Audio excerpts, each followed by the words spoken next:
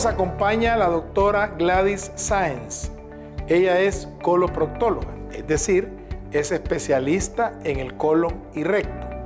Y en esta oportunidad vamos a conversar acerca precisamente del cáncer en el colon.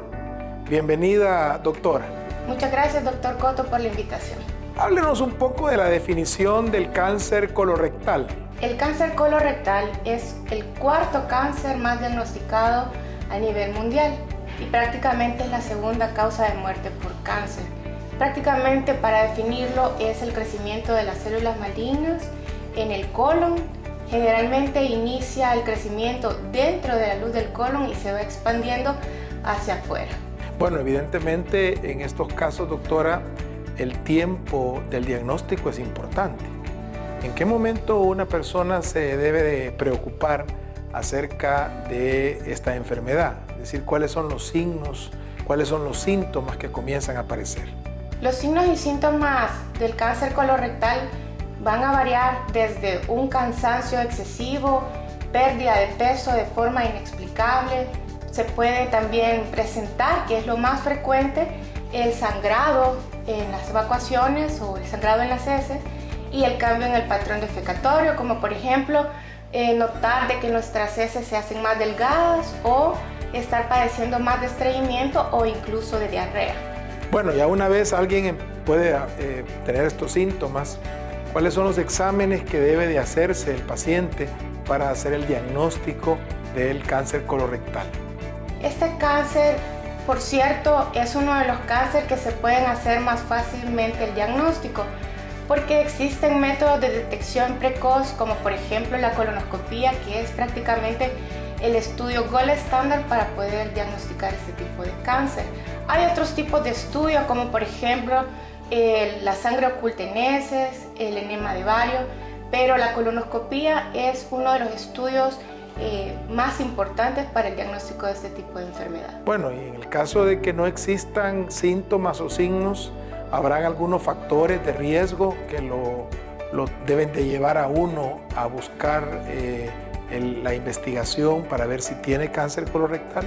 Los factores de riesgo pues son muy importantes, porque a partir de esto vamos a poder decirnos que lo podemos prevenir.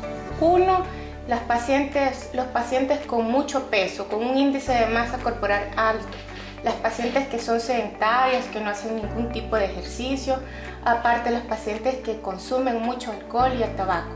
La ingesta de abundantes carnes procesadas, eso es un factor importante que tenemos que tomar en cuenta y poder prevenir. Evitando todos estos factores de riesgo, podemos prevenir la enfermedad.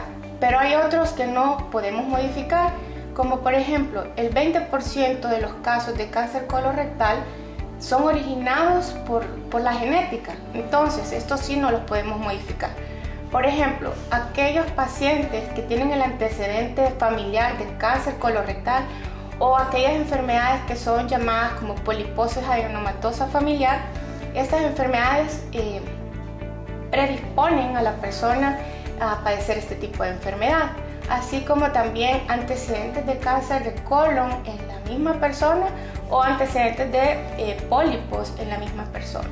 Todo esto prácticamente no son factores modificables y que por lo tanto tienen que darnos un signo de alarma o alerta para que nosotros podamos consultar al médico prontamente y hacer una detección oportuna.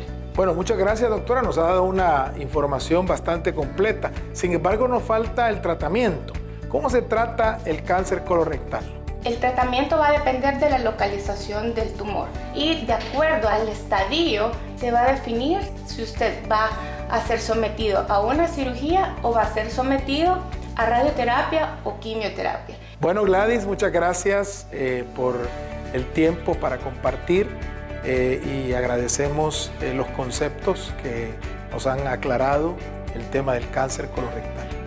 Muchas gracias, que Dios les bendiga.